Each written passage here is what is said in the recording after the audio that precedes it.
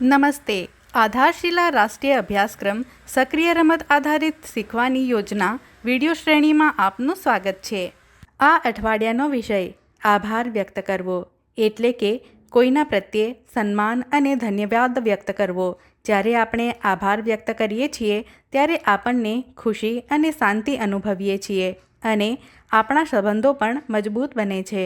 ચાલો આ અઠવાડિયે આપણે બાળકો સાથે કઈ કઈ પ્રવૃત્તિઓ કરવાના છીએ સમજીએ. ચાલો જાણીએ સોમવાર અને મંગળવારની પ્રવૃત્તિઓ વિશે.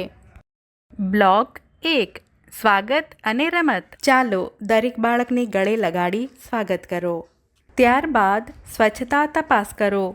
હવે બાળકોને પોતાની જગ્યાએ ઊભા થઈને ગુડ મોર્નિંગ મેમ બોલવા માટે કહો. હવે બાળકોને મુક્ત ખેલ માટે સામગ્રી આપો. રમત રમ્યા પછી સામગ્રી યોગ્ય જગ્યાએ મૂકવા માટે કહો. બ્લોક 2 રમત અને શીખ. હવે બાળકોને ગોળમાં બેસાડી લિંગ સમાવેશન હું બનવા માંગુ છું વાર્તા કહો. ત્યારબાદ સંખ્યા શબ્દાવલી સમજો અને સાચા ક્રમમાં ગણો. હવે ગંધ ઓળખ સુગંધ અને દુર્ગંધમાં ફર્ક કરો.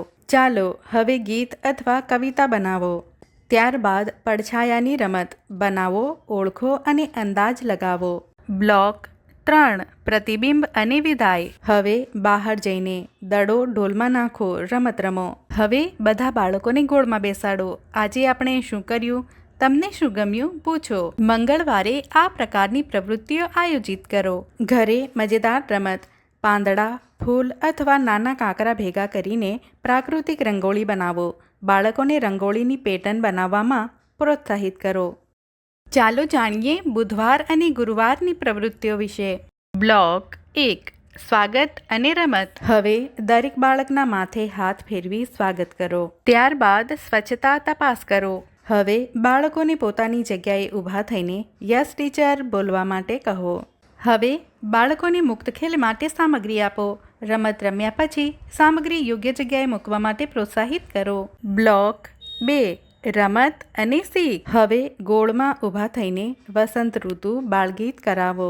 ત્યારબાદ લંબાઈ, વજન, ઊંચાઈ માપો અને સરખાવો. હવે ધ્વનિ રમત શબ્દો અને અવાજોને તોડો, જોડો અને બદલો. ચાલો હવે ચિત્રો બનાવીએ. ત્યારબાદ સુરક્ષિત અસુરક્ષિત પરિસ્થિતિઓ ઓળખો અને સમજો. બ્લોક 3 પ્રતિબિંબ અને વિદાય. ચાલો હવે બહાર જઈને ગોળમાં કૂદવાની રમત રમીએ. હવે બાળકોને ગોળમાં બેસાડો. આજે આપણે શું કર્યું? તમને શું ગમ્યું? પૂછો. ગુરુવારે આ પ્રકારની પ્રવૃત્તિઓ આયોજિત કરો. ઘરે મજેદાર રમત જૂના પુસ્તકો કે જૂના છાપામાંથી ચિત્ર લો. 3-4 ભાગ કાપીને પઝલ બનાવો. બાળકોને કહો કે ટુકડાઓને એકસાથે મૂકીને પઝલ ગોઠવો. ચાલો જાણીએ શુક્રવાર અને શનિવારની પ્રવૃત્તિઓ વિશે. બ્લોક 1 સ્વાગત અને રમત. હવે બાળકો સાથે હાથ મિલાવી સ્વાગત કરો. ત્યારબાદ સ્વચ્છતા તપાસ કરો. હવે બાળકોને પોતાની જગ્યાએ ઊભા થઈને યસ મેડમ બોલવા માટે કહો. હવે બાળકોને મુક્ત ખેલ માટે સામગ્રી આપો. રમત રમ્યા પછી સામગ્રી યોગ્ય જગ્યાએ મૂકવા માટે પ્રોત્સાહિત કરો. બ્લોક 2 રમત અને શીખ. હવે બાળકોને ગોળમાં બેસાડી ઝઘડો અને તકરાર વાર્તા કહો. ત્યારબાદ સમાન વસ્તુઓ દેખાવના આધારે જુઓ અને સરખાવો. હવે અક્ષર ઓળખ પ્રાથમિક ભાષાઓના અવાજોને અક્ષર સાથે જોડો. ચાલો હવે માટીમાંથી સાધનો બનાવીએ. ત્યારબાદ જરૂરિયાત પ્રકાર સમજો અને આત્મનિર્ભર બનો. બ્લોક 3 પ્રતિબિંબ અને વિદાય. ચાલો બહાર જઈને સંતાકુકડી રમત રમીએ. હવે બાળકોને ગોળમાં બેસાડો. આજે આપણે શું કર્યું? તમને શું ગમ્યું? પૂછો. શનિવારે આ પ્રકારની પ્રવૃત્તિઓ આયોજિત કરો અને માસિક ઇસી દિવસ ઉજવો. ઘરે મજેદાર રમત એક વાડકીમાં લસણ, ફૂલ વગેરે જેવી સુગંધિત વસ્તુઓ મૂકો.